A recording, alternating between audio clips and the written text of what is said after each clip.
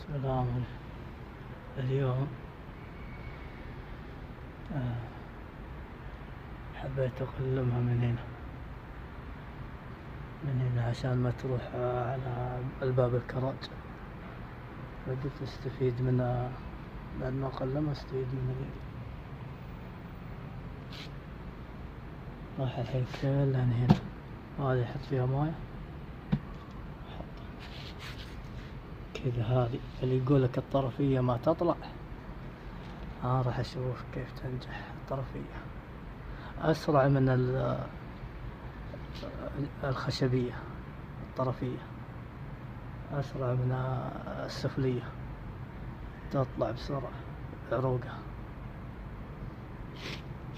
حشوفكم إن شاء الله بعد العيد كذا، 10/10 5/10 كذا.